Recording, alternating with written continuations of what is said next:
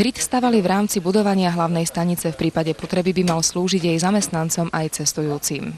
Je to niečo pred vojnou a po vojne sa to dokončievalo. Je to rozsiahla škála chodieba. Vlastne vždycky, keď prechádzame do nejakej druhej chodby, vždycky sa to zažína, alebo po prípade zhasína. Akorát to nefunguje dobre. Tento kryt je vlastne, dalo by sa povedať, že funkčný. Funguje tu hlásenie na radiáciu. Je tu pravidelné hodinami nastavené filtroventilačné zariadenie, ktoré tu pravidelne s tými strojami mení vzduch. Zariadenie ťahá vzduch zhora a filtruje ho. Odkedy kryt postavili, stále funguje. A stále v pravidelných intervaloch sa zapne a vymení vzduch za čerstvý. Presne tak by slúžilo, keby v kryte boli stovky ľudí. V zmysle zákona je tu každý 3. rok vykonáva revízia filtroventilačných zariadení. A máme tu svojich elektrikárov, ktorí to nastavili hodiny a pravidelne sa tá PVZ-ka spúšťa. A toto potrubie vlastne nasáva vzduch z hora a to filtroventilačné zariadenie ho čistí.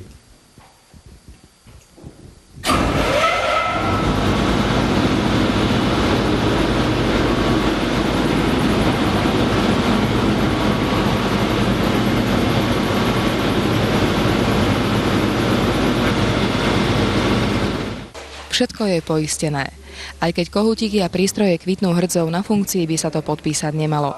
Niektoré z kachlí majú v rodnom liste ročník 1956, stále však kúria. Náhradný prúdový zdroj je podľa papierov takisto v poriadku.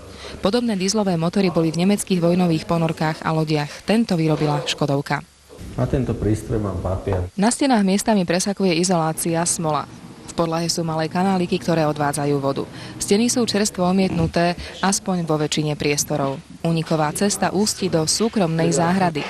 Je určený pre 1500 ľudí, že by sa tu mohlo schovať pred prípadným nejakým kvázi napadnutím, či už chemickým, alebo niečím iným. Samozrejme, treba si uvedomiť, že nakoľko by to slúžilo. Toto sú uskladnené lavičky vzhľadom na vlhkosť. Hlavne na jar tu tečie voda v týchto jarkoch a aby tie lavičky ostali kvázi funkčne, tak sa takto nástroj poukladá. Stále sa tu kúri. Enormná vlhkosť. Toto kvázi kolega tu dal otravu proti hlodavcom. V kryte je konštantná teplota 13 stupňov nad nulou. Len na Velíne je prekvapivo teplejšie, asi tak do 20 stupňov. Tamto musí byť pohodlnejšie. Zariadenie si netreba pomýliť s muzeálnou expozíciou. Vraj je funkčné tiež. Návody a pokyny na správanie sa v kryte sú písané strojom. V laviciach sú založené perá zo 60. rokov. Nepodarilo sa nám ich rozpísať. Za sklom by v prípade potreby sedelo velenie. Pred ním zástupcovia jednotlivých čiat. Mapy Bratislavy, návody na evakuáciu, zaobchádzanie s ranenými a mŕtvými, no ťažko povedať, či by sa v nich dalo ľahko a hneď zorientovať. Rovnako ako na chodbách, ktoré sú akousi pavučinou. Celý ten kryt je rozdelený vlastne na dve strany, na ľavú a na pravú a každá strana má to vlastné filtroventilačné zariadenie so svojím náhradným prúdovým zdrojom a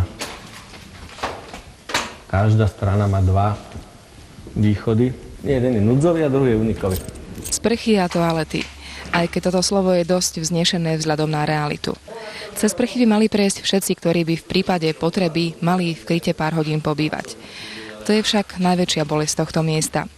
Sprchy a toalety, ktorých je to mimochodom ako šafránu, fungovali ešte v 50. rokoch. Potrubie sa postupne zanášalo a chradlo. A pri previerkach pred niekoľkými rokmi sa zistilo, že v kryte vôbec netečie voda. Vôbec. Keď sa robili fontánky na nástupišťach, tak sa vlastne spraví aj sem voda, že sa dotiahne, sa obnoví, akože vyšší tlak. Ale bohužiaľ, oni tu dotiahli tú vodu, natlakovali a keď to sem pustili, tak ona Takže to všetko kvázi po tých rokoch je funkčné. Musela by sa priniesť v kanistroch z hora, odtiaľ, odkiaľ by ľudia v kryte utiekli pred radiáciou, chemickými látkami či iným nebezpečenstvom. Rekonštrukcia a výmena potrubia, povedzme za plastové, by stála asi 1 000 000 a na to práve nie sú peniaze. Rozhlas je tu funkčný a dá sa obslúžiť aj rozhlas na hlavnej stanici odtiaľto. Tento kryt je úžasnou ukážkou toho, ako sa v čase studenej vojny komunisti pripravovali na imperialistický útok.